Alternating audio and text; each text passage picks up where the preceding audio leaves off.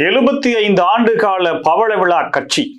அதை பார்த்து பவள விழா பாப்பான்னு சொல்றப்பயே சுதாரிச்சிருக்கணும். உங்களை தப்பு கணக்கு போட்டு அப்படின்னு சொல்லி திமுக நான் சொல்ற அளவுக்கு சட்டமன்றத்துல முதலமைச்சர் விஜய் அவர்கள் அப்பா குட்டி கதையை சொல்லி காட்டின சைகை அப்படிங்கிறது ரொம்பவே திமுக காரங்கள் அப்படியே கொந்தரிய செஞ்சிருக்கு. நீங்க வேட்புமனு மட்டும் தாக்கல் பண்ணுங்க சார், இடைத்தேர்தல் உங்களை எப்படி ஜெயிக்க வைக்கிறோன்னு பாருங்க அப்படின்ற மாதிரி சபதம் எடுக்கிற அளவுக்கு போயிருக்கு. எந்த இடைத்தேர்தலில் போட்டியிட போகிறார் முன்னாள் முதலமைச்சர் மு.க. ஸ்டாலின் அவர்கள். இதை தாண்டி அமைச்சர் கீர்த்தனாவுக்கோ அமைச்சர் ஜெகதீஸ்வரிக்கும் இடையிலான, அதாவது குறுநில மன்னர்களாக உருவாகிறார்களா தாவேக்காவில் இருக்கக்கூடிய அமைச்சர்கள் அப்படின்னு கேட்கக்கூடிய அளவுக்கு ஒரு சம்பவம் நடந்திருக்கு. போய் பார்த்திருக்காரு நம்ம வாழும் ராஜராஜ சோழன் கிச்சன் கேபினட்டை. செம்ம டோஸ், உங்கூட்டடி எங்கூட்டடி இல்லை, அப்படி அடியா அடிச்சிருக்காங்க.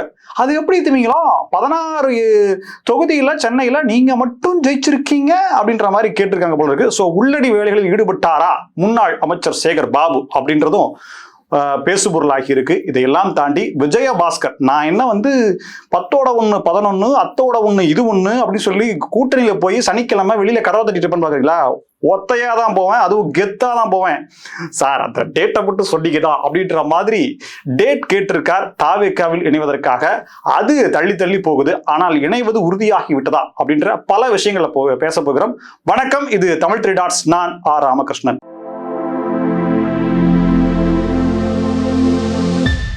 பொதுவா குறுநில மன்னர்கள் அப்படின்னா திமுக அதிமுக 2 கட்சியிலுமே சொல்லுவாங்க.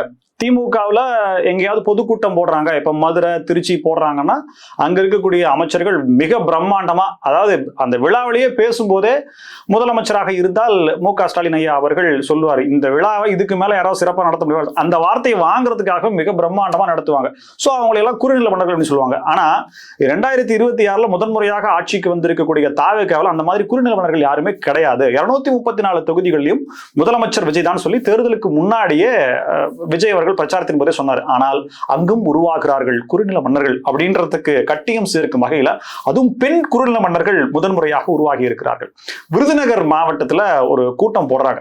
அந்த கூட்டத்துல பாத்தீங்கன்னா பேனர் அடிக்கிறாங்க. அந்த பேனர்ல தொழில்துறை அமைச்சர் கீர்த்தனாவுடைய பேரை முதல்லையும், அதுக்கப்புறமா மகளிர் நலன் மற்றும் மகளிர் உரிமை துறையினுடைய அமைச்சர் ஜெகதீஸ்வரி 2 பேருமே விருதுநகர் மாவட்டத்துக்காரங்க. இவங்க பாத்தீங்கன்னா பொறுப்பு அமைச்சர், விருதுநகர் மாவட்டத்துக்கு பொறுப்பு அமைச்சர் பாத்தீங்கன்னா அவங்க ஜெகதீஸ்வரி மேடம் தான், மாண்புமிகு அமைச்சர்.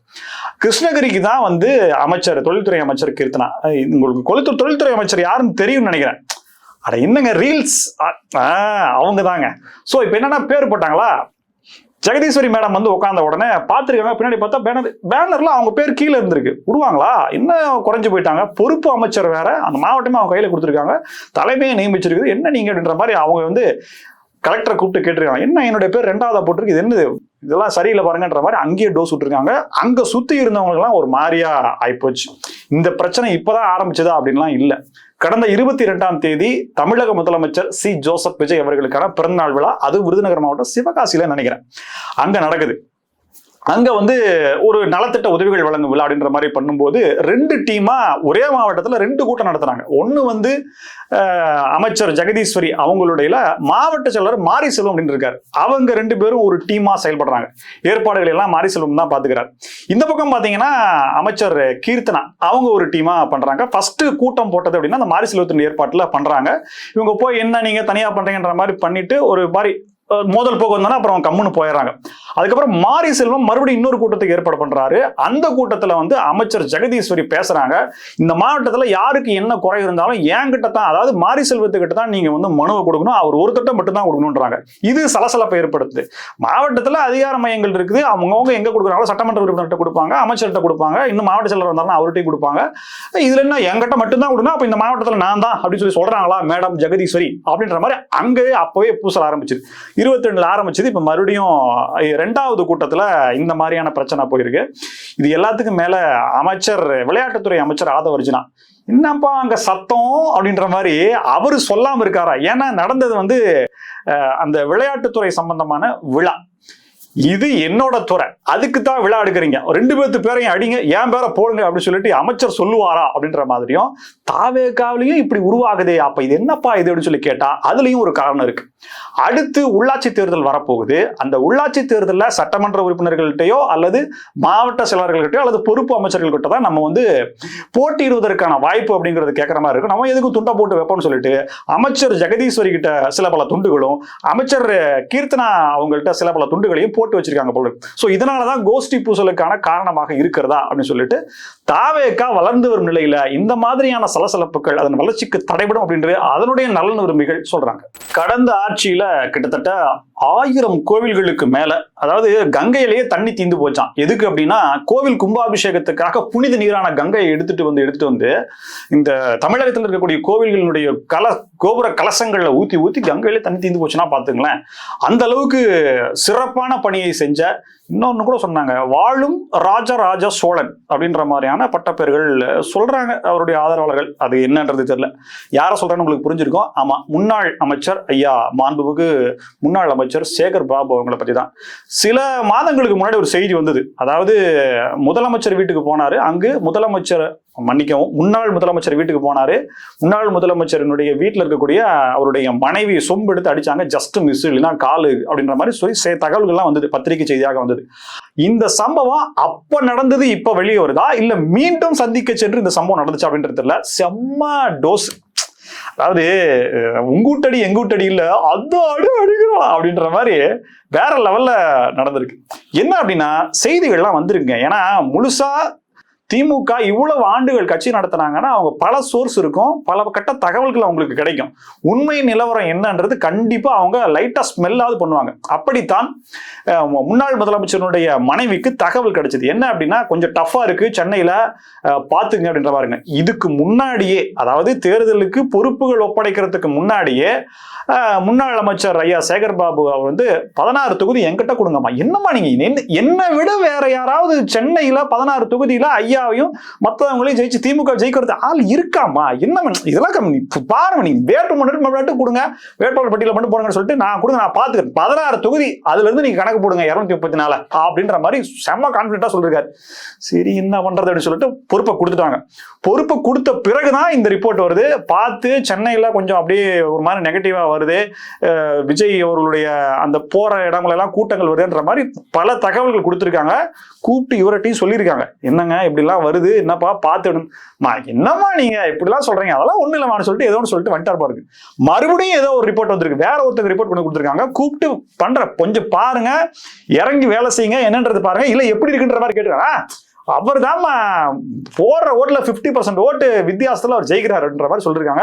இல்லைங்க, வர ரிப்போர்ட்ல அப்படி இல்லை, என்ன சிஎம் போய் தோப்பாருன்னு சொல்றாங்க. அந்த ரிப்போர்ட்டை கொடுக்குறாங்க. அவங்களாம் எப்பேற்பட்டாலும் அவங்களாம் வச்சிருக்கீங்க, அவங்க ரிப்போர்ட்டை நீங்க நம்பிட்டு எங்கிட்ட கேள்வி கேட்குறீங்க, எனக்கு ரொம்ப கஷ்டமா இருக்குமா, போமா நான் கோச்சிட்டோமா அப்படின்ற மாதிரி சொல்லி வேற மாதிரி அவங்களையே மனசை மாத்தி விட்டுருக்காங்க. இப்படி எந்த கோயிலுக்கு கிளம்புறீங்க, கோயிலுக்கு போயிட்டு வாங்க, நீங்க மனசு ரொம்ப கஷ்டமா இருக்கு, நீங்க கிளம்புறீங்களா, எங்க போறீங்க, திருச்செந்தூர் போறீங்களா, இல்ல ஸ்ரீரங்கம் போறீங்களா, இல்ல குருவாயூர் போறீங்களா, நான் பேசி வரேன் அப்படின்ற மாதிரி ஏதோ சொல்லிருக்காரு போல இருக்குது. அவங்க சரி ஓகே ஏதோ ஒன்று பண்ணுன்னு சொல்லி அப்போதைக்கு அனுப்பிச்சு விட்டாங்க. நான் ஆச்சுன்னு சொன்னாங்க இல்லையா, எலெக்ஷன் ரிசல்ட் என்ன வந்ததுன்றது உங்களுக்கே தெரியும். அதுக்கப்புறம் கூப்பிட்டு மறுபடியும் அதை திட்டினாங்க போல இருக்குது. அப்புறமா கூப்பிட்டு கேட்டிருக்காங்க, இவ்வளவு தூரம் படிச்சு சொன்னனே, எனக்கு ரிப்போர்ட்னு சொன்னனே, அப்ப கூட நம்பாம என்ன அவங்களாம் துரோகிங்க, முதலமைச்சர் தோப்பாரான்ற மாதிரி கேள்வியை கேட்டீங்க, வந்து ரிசல்ட் எப்படி இருக்கு அப்படின்னு சொல்லிட்டு இதெல்லாம் ஃபார்மலான கொஸ்டினை வச்சுட்டு இதுக்குள்ள இன்னொரு கேள்வியை கேட்டாங்க பாருங்க. அப்படியே மனசா ஆடி போயிட்டார் போல இருக்கு. என்ன அப்படின்னா, இப்போ 16 தொகுதி சென்னையில தம்பி ஜெயிக்கிறாப்ல, யாரு, உதயநிதி ஸ்டாலின் அவர்கள் ஜெயிக்கிறாப்ல, அதுக்கடுத்து நீங்க மட்டும்தான் ஜெயிக்கிறீங்க. இப்ப அவரு தோக்கலன்னா இதுல என்ன கணக்கு இருக்குது? ஓஹோ, 234 தொகுதியில தனி பெரும்பான்மையா திமுக ஜெயிச்சிச்சு அப்படின்னா எப்படி பார்த்தாலும் முன்னாள் துணை முதலமைச்சர் உதயநிதி ஸ்டாலின் அவர்கள் தான் முதலமைச்சர் ஆக்குவாங்க. ஓ, அப்ப அவரை கைக்குள்ள போட்டு உங்க வேலையை நீங்க பாத்துக்கலாம், நீங்க பாட்டுக்கு நல்லா ஆடலாம் நினைச்சிட்டு இருந்தீங்களா சொன்ன இவர், ஐயோ அம்மா என்னம்மா யாருமா இது இப்படிலாம் இல்லப்பா அப்படின்னு சொல்லி காலில் விட்டாம அவங்க டக்குன்னு கிளம்பி நகர்ந்து போயிட்டாங்களாமா. இதுக்கப்புறம் இரவு முன்னாள் முதலமைச்சர் ஐயா மு.க. ஸ்டாலின் வீட்டுக்கு வந்தோன்னா பயங்கரமா டென்ஷன் ஆகி, வந்தா பிச்சு விட்ட நான் வந்துடாதன்ற மாதிரி சொல்லிட்டு முதல்ல அந்த மாசே பதவியில இருந்து அவனை தூக்குங்க, மாவட்ட செயலர் பதவியில இருந்து தூங்க. ரொம்ப ஆடுறாப்புல. நம்மளுடைய கட்சி விசுவாசி எவ்வளவோ பேர் இருக்கிறாங்க, இன்னைக்கு வரைக்கும் ஒரு பதவி கிடைக்காம எவ்வளவோ பேர் இருக்காங்க அப்படின்ற மாதிரி சொல்லிட்டு இந்த ரிப்போர்ட் இப்போ எலெக்ஷன் ரிசல்ட் இன்னும் சொல்ல போனா இந்த சட்டசபை கூட்டத்தொடர் முடிஞ்சது இல்லைங்களா? முடிஞ்ச உடனே முன்னாள் துணை முதலமைச்சர் உதயநிதி ஸ்டாலின் அவர்கள் துபாய் போயிருக்காராமா. அங்க எதுக்கு போயிருக்காரு, அங்க என்ன பிசினஸ் அப்படின்லாம் கேட்காதீங்க, அதெல்லாம் தெரியாது. போயிட்டு அவர் வரப்போறாராமா. அவர் வந்த உடனே மாசேக்கள் மாற்றம் அப்படின்றது இருக்கும் அப்படின்ற மாதிரியான அனுமான செய்திகள் சொல்லப்படுது. அதுல ஃபர்ஸ்ட் பேரு ஐயா பேர் தான் எழுதியிருக்காங்க அப்படின்ற மாதிரி, ராசராச சோழன் பேர் தான் எழுதியிருக்காங்க அப்படின்ற மாதிரி சொல்றாங்க. பட் எந்த அளவுக்கு இது உண்மை, உள்ளபடியே பக்கத்துல இருந்து யாராவது பார்த்து செய்திகள் போடுறாங்களா அப்படின்ற மாதிரி தெரியல. ஆனால் நடந்திருப்பதற்கான வாய்ப்புகள் அப்படிங்கிறத யோசிச்சு பார்த்துட்டே இருக்க வேண்டியதான். கொரோனா அந்த காலத்துல இருந்து வந்த அந்த பிளாஷ்பேக் கரெக்டா இருக்கும்னு நினைக்கிறேன். அப்பெல்லாம் வந்துட்டு கோவிட் தொற்று உறுதி செய்யப்பட்டதுன்னு வச்சுங்களேன், வீட்டுக்கு வருவாங்க. வீட்டுக்கு வந்துட்டு அந்த கொரோனா தாக்கப்பட்டவர் தனிமைப்படுத்தப்பட்டோம்னு சொல்லிட்டு அவங்க ஃபேமிலியில் இருக்கிறவங்க யாரும் வெளியில போகணும்னு சொல்லிட்டு வீட்டுக்கு வெளியில தகரம் வச்சு வாயில் கதவுல அடிச்சு விட்டுருவாங்க, அடிச்சு போட்டுருவாங்க. வேணுங்கிறத வந்து கொடுப்பாங்க. வேணாம், நீங்க ஏதாவது வேணும்னா வெளியில இருந்தா வாங்கணும், உள்ள இருக்கிறவங்க யாரும் வெளியில வரக்கூடாது. இந்த தகரம் அடிக்கிறாங்க பாத்தீங்களா? இந்த தகரம் அடிக்கிறதுல மிகப்பெரிய அது என்ன சொல்றதுன்னு தெரியல, பணம் ஈட்டல் ஸ்வீட் பாக்ஸுகள் அப்படின்ற மாதிரி சொல்லப்பட்டது. அந்த தகரத்துக்கு மட்டுமே கிட்டத்தட்ட சில ஆயிரங்கள் அப்படின்ற மாதிரி சொல்லப்பட்டது. அதுக்கப்புறமா பாத்தீங்கன்னா குட்கா, சட்டமன்றத்துக்கே குட்கா கொண்டு போனாங்க. குட்கா அப்படின்ற மாதிரி சொல்லப்படுது. ஒருவருடைய பேர் சொல்லி அவங்க 14 லட்சம் ரூபாய் மாதம் சம்பந்தப்பட்ட துறை அமைச்சருக்கு வழங்கி இருக்கிறான்ற ஒரு தகவல் இப்போ வெளியாகி இருக்கு. இதெல்லாம் எதுக்கு சொல்றேன்னா, ஒருத்தர் சொல்லணும்னா பில்டப் பண்ணணும். ஹீரோ இன்ட்ரோனா எப்படி இருக்கும், ஒரு மாசா இருக்கும், பிஜிஎம் பெரிய அப்படியே பின்னாடி ஃபயர் கேர்லாம் போட்டதான் அந்த மாதிரி தான். விராலிமலை அவர் தான். அவர் வந்து அதிமுக இருந்து விலகிட்டாரு. அப்புறம் மறுபடியும் தாவேக்கல போய் சேர்னா சரி சேர்த்துக்கிட்டீங்கன்னா சனிக்கிழமை ஃபிக்ஸ் பண்ணிருக்காங்கல்ல, செவ்வாய்க்கிழமை இந்த சனிக்கிழமை பெருமாள் கோயிலுக்கு போய் சாமி கும்பிட்டு அப்படியே பனையூர் போயிட்டீங்கன்னா அப்படியே எத்தனை டோக்கன் பார்த்தீங்கன்னா கொடுத்தேன். என்னது டோக்கனா? வரிசையில் நின்று சேர்றதுக்கு நான் என்ன இதுன்னு நினைச்சியா? நான்லாம் யாரு தெரியுமா? என் பின்னாடி எவ்வளவு பேர் இருக்காங்க தெரியுமா? அதிமுகவில இருந்து விலகி தாவேக்கா வர்றதுக்கு நான் எப்படி டிராமா போட்டேன் தெரியுமா? அப்படியே என்னுடைய ஆதரவாளர்கள்லாம் என்னோட அந்த கட்சி அலுவலகத்துல அப்படியே அல்லோலகல்லப்பட்டாங்க. அப்படியே அவங்க அழுவாச்சு, அப்படியே காவேரி ஆறா விராலிமலையிலேயே ஓடிச்சு. அந்த அளவுக்கு செட்டப் பண்ண நான். ஸோ என்னுடைய இணைப்பு அப்படிங்கிறது நான் மட்டும்தான் தனியா இருப்பேன் அப்படின்ற மாதிரி சொல்லியிருக்காரு போறதுக்கு. சிஎம் விஜய் அவர்களோட நேர்ல சந்திப்பதற்கான டைமும் கேட்டிருக்கார் அப்படின்ற மாதிரியான தகவல்கள் பத்திரிகை செய்திகளாக வருது. 29ஆம் தேதி இணைப்பு விழா. இன்னும் இவர் தனி கட்சியா என்னன்றது தெரியல. ஸோ இவர் போய் தாவேக்கால் நேரத்துக்கான இணைப்பு விழா அப்படின்றது இருந்தது அப்படின்ற பத்திரிகை செய்திகள்லாம் வந்திருக்கு. அப்போ பார்த்தீங்கன்னா 29-30 IAS IPS அதிகாரிகளோட தமிழக முதலமைச்சர் சி ஜோசப் விஜய் அவர்களுடைய கூட்டம் நடக்குது. இந்த கூட்டத்துல இன்னொரு விஷயமும் சில நாட்களுக்கு முன்னாடி வந்தது. என்ன அப்படின்னா, அந்த கூட்டத்துல தங்களுடைய அரசு, தாவேக அரசு, தமிழக வெற்றி கழகம் எப்படி செயல்படும் அப்படிங்கிறது. ஏன்னா அரசு அதிகாரிகள் மற்றும் அலுவலர்கள் எல்லாருமே ஒண்ணு திமுக பக்கம் நிக்கிறாங்க, இல்லைன்னா அதிமுக பக்கம் நிக்கிறாங்க. இன்னமுமே அவங்களுக்கு ஆதரவான நிலையில செயல்பட்டு வர்றாங்க. ஸோ இவங்களெல்லாம் வந்து கரெக்டா ஒன்றிணைச்சா மட்டும்தான் நம்மளுடைய அரசை வந்து ரன் பண்ண முடியும் அப்படின்றத முதலமைச்சர் விஜய் அவர்கள் தெளிவாக அந்த கூட்டத்துல சொல்ல போறாரு. நாங்க இப்படிதான் செயல்பட போறோம், நீங்க அதுக்கு ஒத்துழைக்கணும், இப்படிலாம் நடக்கும், இல்லைன்னா இது நடக்கும் அப்படின்ற மாதிரி தெளிவான ஒரு நம்மளுடைய அவர் என்ன போக்கு அப்படிங்கறது, உத்தரவு அப்படிங்கிறது அந்த கூட்டத்துல அவர் சொல்ல இருக்கிறாருன்னு சொல்லி இன்னொரு செய்தி வந்தது. இப்ப விஜயபாஸ்கர் மேட்டருக்கு வருவோம். ஸோ இவர் 29ஆம் தேதி இணையிறது இந்த ஒரு ஹையர் அபிஷியல் கான்ஃபரன்ஸ் இல்லையா? ஸோ அதனால மாற்ற முடியாது அப்படின்றனால இது போயிடுச்சு. ஸோ ஆனால் ஜூலை 2ஆம் தேதி அப்படின்ற மாதிரி சொல்லப்படுது. அது சென்னையில் இருக்கக்கூடிய அந்த தாவேக்காவினுடைய வழக்கமான ஒரு மண்டபத்தில் நடக்கும். பல லட்சக்கணக்கான நபர்கள், ஆமாம், கர்நாடகா, ஆந்திரா, கேரளா, பாண்டிச்சேரியிலிருந்து எல்லாம் வந்து ஐயாவை தாவேக்காவில் இணைச்சிக்க போறாங்க அப்படின்ற மாதிரியான செய்தி வந்திருக்கு. ஸோ நான் தனியா வரமாட்டேன், இங்கிருந்து போனவங்களெல்லாம் என்ன மரியாதை கொடுக்கப்படுது, அவங்க இப்போ என்ன மனநிலையில் இருக்கிறாங்க அப்படின்றலாம் எனக்கு தெரியும். ஸோ நான் வர்றது வரலாறு பேசணும். பத்திரிகை செய்தி முதற்கொண்டு BBC, அல் ஜசீரா எல்லாத்துலேயும் ஃபிளாஷ் நியூஸ் வரணும், பிரேக்கிங் நியூஸ் வரணும் அப்படின்ற மாதிரியான திட்டத்தோடு இருக்கிறாரு.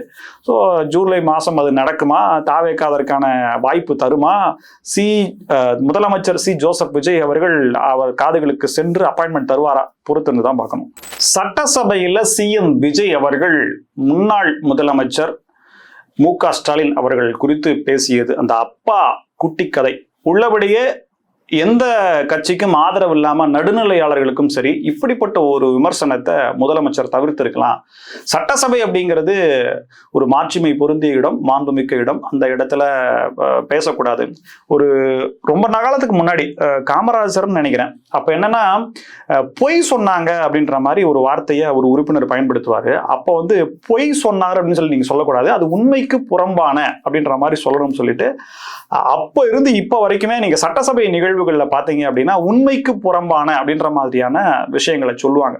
சோ பொய் அப்படிங்கிற அந்த வார்த்தை கூட ஒரு நல்லா இல்ல, ஒரு சட்டசபையில இந்த வார்த்தை சொல்லக்கூடாது அப்படின்ற விஷயம்னா எவ்வளவு ஒரு கண்ணியமான இடம் பாத்துங்க. அங்க போயிட்டு ஷூட்டிங் பண்ற மாதிரியான விஷயங்கள். இப்ப இது என்ன அப்படின்னா தாவேகாவுக்கு இது வரைக்கும் என்ன மாதிரியான மதிப்பீடு அப்படின்ற கேள்வி இருந்துச்சு அப்படின்னா பெரிய அளவுக்கான நெகட்டிவ் இல்லை. ஆனா அது இந்த முதலமைச்சருடைய செய்கையின் மூலமாக கேள்விக்குறியாகி இருக்கிறதா, நெகட்டிவா, இது அடுத்து வரக்கூடிய தேர்தலில் அப்படியே இவங்களுக்கு எதிராக இருக்கக்கூடியவர்களுக்கான வாக்குகளாக மாறுவதற்கான வாய்ப்புகள் இருக்கிறான்ற மாதிரி டிபேட்லாம் வைக்கிற அளவுக்கு வந்துருச்சு. அவர் என்ன நினைச்சு சொன்னாரோ இதை தாண்டி அவர் முதலமைச்சர் சொன்னதுக்கு திமுகவிலிருந்து வரக்கூடிய பதில்கள் அப்படிங்கிறது அதை விட மோசமானதா இருக்கு. அப்ப இதெல்லாம் சரியா அப்படின்னு சொல்லி கேள்வி வச்சா இதுக்கு என்னையா பதில் சொல்றது அப்படின்ற மாதிரி தெரியல. அந்த அளவுக்கான விஷயங்கள் வந்துட்டு இருக்கு. சொல்லவே கூடாத விமர்சனங்கள் எல்லாம் அவங்க வார்த்தைகளா எங்க தலைவரை பத்தி பேசிட்டு அப்படின்ற மாதிரி அவங்க சொல்றாங்க. அவங்க கட்சி அவங்க கோவப்படுறதுல நியாயம் இருக்கு. என்னன்னா உள்ளூர மனதளவுல அவங்கள வந்து ரொம்ப காயப்படுத்திருக்கு அப்படிங்கிறத கண்டிப்பா உணர முடியுது. முன்னாள் அமைச்சர் KN நேரு அவர்கள் ஒரு கட்சியினுடைய கூட்டத்துல பேசும்போது எப்ப அப்பாவை காண சொல்ல திரும்ப வருவாரு, எப்ப வருவாரு மட்டும் பாருங்க, எவ்வளவு சீக்கிரம் முடியுமோ அவ்வளவு சீக்கிரம் வருவாருன்ற மாதிரி சொல்லியிருக்காங்க.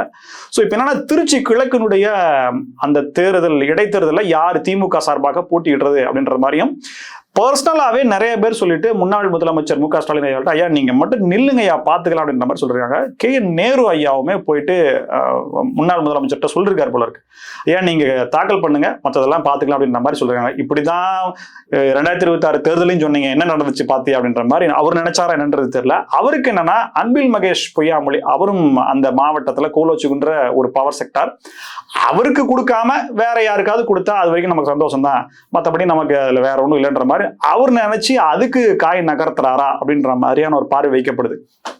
திமுகவுல ஒரு முதலமைச்சர் இருந்தவர் அவர் போய் இடைத்தேர்தலில் போட்டியிடுறதா அப்படின்ற மாதிரியான இன்னொரு பார்வையும் வைக்கப்படுது. சரி அப்படி இல்லைன்னா நீங்க இல்லாத சட்டசபை எப்படி எங்களுக்கு போறதுக்கே முடியலன்னு சொல்லிட்டு ரத்தத்தின் ரத்தங்கள்லாம் வந்துட்டு ஒரு மாதிரியான உடன்பிறப்புகளுடைய டெய்லி போய் சொல்லிட்டு இருக்காங்க. ஆனா உண்மையா நீங்க விரும்புறதாக இருந்தால் அதை களத்துல காட்டணும். இப்படி போய் தங்களுடைய விசுவாசத்தை காட்டுறோம்னு சொல்லிட்டு மீண்டும் திமுகவுக்கான உள்ளடி வேலைகள்ல அவங்க பாக்குறாங்கன்றத முன்னாள் முதலமைச்சர் புரிஞ்சுக்கணும் அப்படின்றதுதான் இங்க பேசுபொருளா இருக்கு. இப்படி தீவிரமா திமுக இந்த பக்கம் பேசிட்டு இருக்கிற நிலையில அப்படியே இந்த பக்கம் விசிகாவை பத்தின செய்திகளும் வருது. திருச்சி கிழக்கு எனக்கு அப்படின்ற மாதிரி ஒத்த காலில் நிக்கிறதாகவும் செய்திகள் சொல்லப்படுகின்ற பத்திரிகை செய்திகளாக வந்திருக்கு. என்ன அப்படின்னா நிறைய டிமாண்ட்ஸ் வச்சிருக்காராமா. ஏற்கனவே அமைச்சர் வன்னியரசு அவர்களுக்கு கொடுக்கப்பட்ட இலாக்கா அப்படின்றது வெயிட்டா இல்லை அப்படின்ற மாதிரியும், எனக்கு ஏதாவது வேற மாதிரி ஒரு நல்ல செல்வாக்கு மிகுந்த ஒரு துறை ஒன்று வேணும் அப்படின்ற மாதிரியும், திருச்சி கிழக்குல நான் தான் போட்டியிடுவேன் அப்படின்னும், வாரிய தலைவர் பதவி ஒரு 3 to 4 வாரிய தலைவர் பதவி அப்படின்றதும் அரசு வழக்கறிஞர்களுடைய சதவிகிதம் மொத்தமா அரசு வழக்கறிஞர்கள் ஒரு 5% விசிகாவுக்கு தரணும் அப்படின்ற மாதிரி பல டிமாண்ட்ஸா வச்சிருக்காரு. எத்தனை சீட்டு இவர் ஆர்டர் கொடுத்தாரு, இவர் என்னன்ற மாதிரி இது வந்து அமைச்சர் ஆதவ அர்ஜுனா மூலமாக முதலமைச்சர் விஜய் அவர்களுடைய காதுகள் வரைக்கும் சென்றிருப்பதாகவும், இது என்ன பண்றதுன்றதே தெரியாம ஒருவேளை அங்கிருந்து சரியான தகவல்கள் இவருக்கு கிடைக்காதனாலதான் அப்பப்போ இவரு ஆட்சியை விமர்சிக்கக்கூடிய வகையிலான கருத்துக்களை தெரிவிக்கிறாரா அப்படின்ற மாதிரியும் சொல்லப்படுது. ரெண்டாவது இவர் திரும்பவும் திமுகவிற்கு கூட்டணிக்கே செல்வதற்கான வாய்ப்புகள் இருக்கா, அல்லது இவர் டிமாண்ட் வைக்கிறதுக்கு பின்னாடி திமுக ஏதாவது கேம் ஆடுதா அப்படின்ற மாதிரியும் சொல்லப்படுது.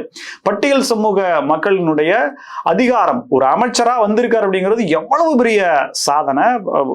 சட்டமன்ற உறுப்பினர்களாக எத்தனை பேர் ஜெயிச்சிருக்கிறாங்க, இதெல்லாம் எவ்வளவு பெரிய சாதனை. நீங்க அதுக்காகத்தானே போராடுறீங்க, அது கிடைச்சிருக்கு, ஆட்சி இருக்கு, தவறு இருந்தா நிச்சயமா சுட்டி காட்டலாம். நீங்க தைரியமா நீங்க சுட்டி காட்டி பேசுறீங்க. கடந்த ஆட்சியில நீங்க ஏதாவது வாய் திறந்தீங்களா, ஏதாவது பேசுறீங்களா அப்படின்ற மாதிரியான கேள்விகளை பத்திரிகையாளர்களும் சரி பொதுமக்களும் சரி விசிகாவினுடைய தலைவரை நோக்கி வைக்கிறாங்க.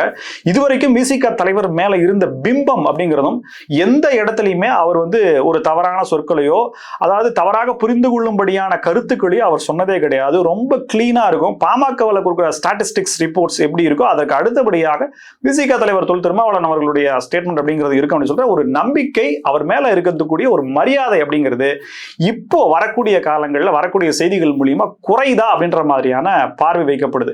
நிச்சயமா பட்டியல் சமூக மக்களுக்கும் விசிகாவுக்கான ஆதரவு அப்படின்றது தெரியணும். ஆனா இப்ப ஆட்சியில நீங்க பங்கு பெற்ற பிறகு இந்த மாதிரியான வேலைகளை செய்றீங்க அப்படின்னா இப்போ ஒருவேளை 2 சீட்டு அப்படிங்கிறத தவிர்த்து தாவேகா வேற மாதிரி பாட்டாளி மக்கள் கட்சி கொண்டு வருவதற்கான முயற்சிகளை எடுத்து இன்னும் சொல்ல போனால் மதிமுகவிலிருந்து வருகிறார்கள் அவர்களுக்கான இடங்கள் அப்படின்ற மாதிரியான விஷயங்கள்லாம் சொல்லப்பட்டு வருது.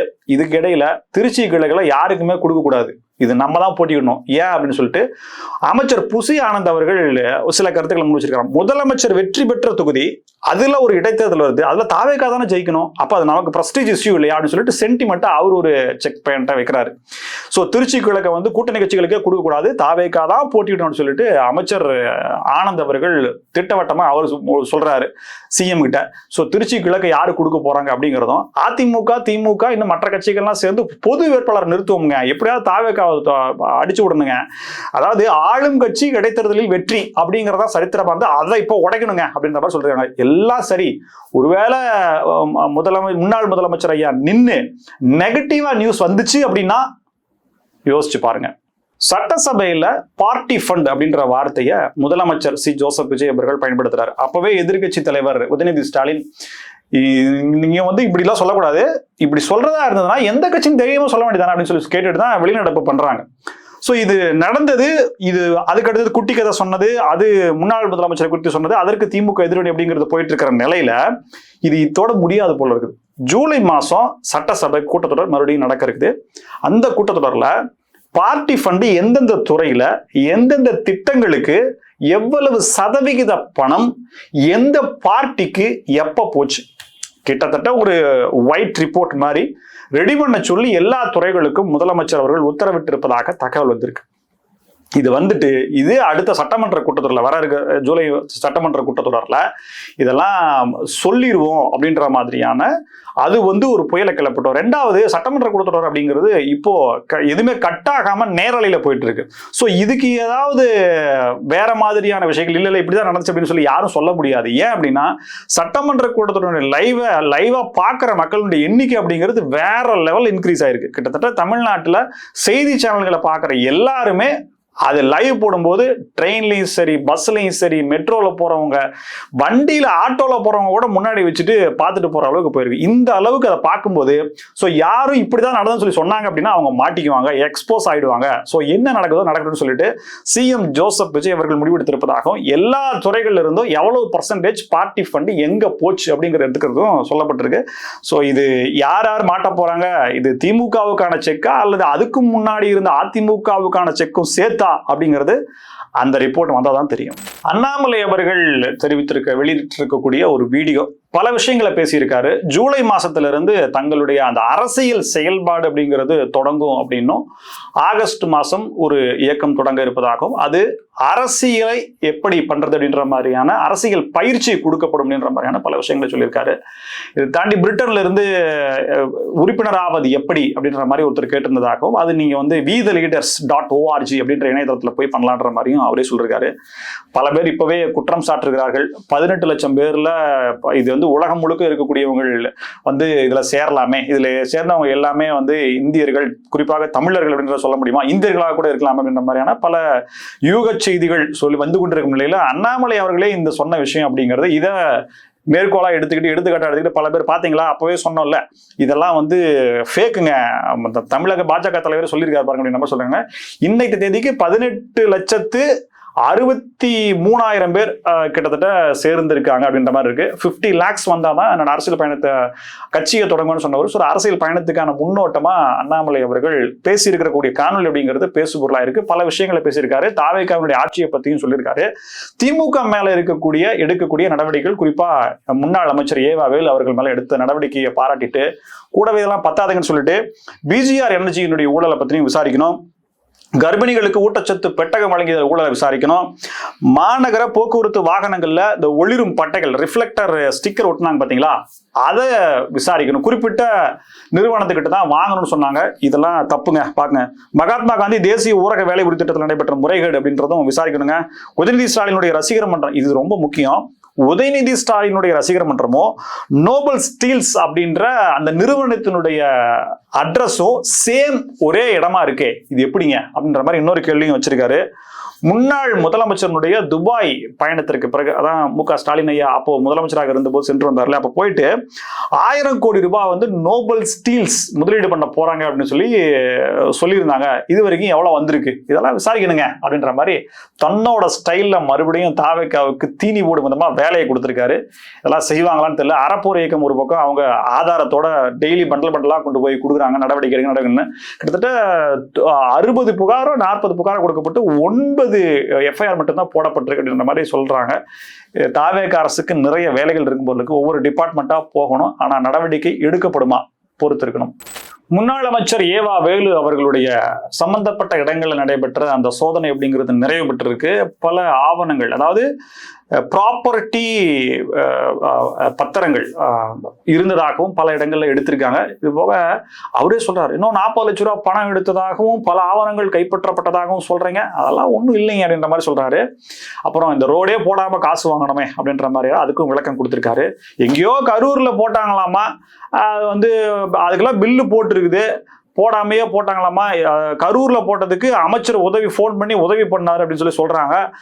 அங்க கரூர்ல போட்டாங்கன்னா அந்த கோட்டா பொறியாளர் தான் போட்டிருப்பாரு, பண்ணிருப்பாரு. அவர்கிட்ட தான் அந்த டாக்குமெண்ட்லாம் இருக்கு. அந்த டாக்குமெண்ட் வந்து என் வீட்டுல வந்து விசாரிச்சா எப்படி கிடக்கும் அப்படின்ற மாதிரி லைட்டா பதட்டமா இருக்கீங்களா சார் அப்படின்னு கேட்கற மாதிரியான ஒரு விளக்கத்தை கொடுத்திருக்காரு. சார், நீங்க தான் முதல்லயே சொல்லிட்டீங்களே, கோர்ட் இருக்கு, நான் கோர்ட்ல பாத்துக்க போறேன், கேஸ் போட போறீங்க, எஃப்ஐஆர் போட போறீங்க, நான் சந்திக்க போறேன்ற மாதிரி சொல்லிட்டீங்க. சோ இன்னைக்கு ஹாட் டாபிக் இதுவாகத்தான் இருக்கிறது.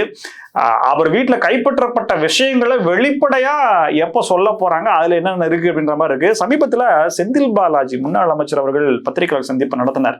அப்ப சொல்லும் போது அவர் ஒரு லாஜிக்கான கொஸ்டின் வச்சார். ஃபர்ஸ்ட் ஹார்ட் டிஸ்க் காணாம போச்சுன்னு சொன்னீங்கல்ல, 18 ஹார்ட் டிஸ்க் காணாம போச்சு அப்படின்னு சொன்னீங்கல்ல, ஆனா 2 நாள் 3 நாள் கழிச்சு ஹார்ட் டிஸ்க் ரெக்கவர் பண்ணாங்கல்ல, போலீஸ் பிடிச்சாங்கல்ல, பெங்களூர்லாம் போனாங்கல்ல, எவ்வளவு பிடிச்சாங்க? 40 பிடிச்சாங்களா? 18 தானே போச்சு, எப்படிங்க 40 பிடிச்சிங்க? அந்த 40ங்கிறது இந்த டிபார்ட்மெண்ட்டுங்களா இல்ல வேற டிபார்ட்மெண்ட்டுங்களா சொல்லி கேட்க மாட்டீங்களா அப்படின்னு இருக்காரு. சார், நான் மட்டும் இல்லைங்க சார், தான் இவரு தாங்க சார் அப்படின்ற மாதிரி அவர் பேச்சு இருக்கு. ஆனா அவர் என்ன கேட்டிருக்காருன்னா, கேட்க மாட்டீங்களா நீங்க? 40 ஹார்ட் டிஸ்க்ல என்னங்க இருந்தது? பல கான்பிடன்ஷியலான விஷயங்கள்லாம் இருந்துச்சு அப்படின்னு சொல்றீங்க, அதுல என்னதான் இருந்துச்சு சொல்ல மாட்டீங்களா அப்படின்ற மாதிரி கேட்டிருக்காங்க.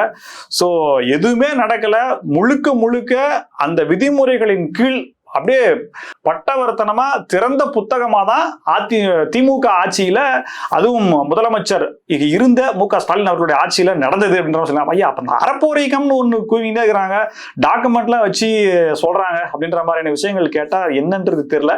சோ இதெல்லாம் எப்போ வழக்குகள் போய், ரெண்டாவது இன்னொன்னு என்ன சொல்றாங்க அப்படின்னா, வழக்குகள் போடுவதையோ விசாரணைகள் செய்வதையோ அல்லது ஆவணங்கள் கைப்பற்றப்படுவதையோ அல்லது குற்றவாளி போல ஊடகங்கள்லையும் வலைதளங்கள்லையும் பேசுவதையோ இங்க யாரும் விரும்பல. கன்விக்ஷன் வரைக்கும் போகுதா, தண்டனைகள் கொடுக்கப்படுதா, அரசு தன்னுடைய ஆதாரங்களை, நடைபெற்ற குற்றங்களை, மக்களுடைய வரிப்பணத்தை வேற மாதிரி கொடுத்திருக்கிறத அதை நிரூபிக்கிறாங்களா மக்கள் அரங்கத்தில் அப்படின்ற மாதிரியான கேள்விகள் தான் கொடுக்கப்படுது.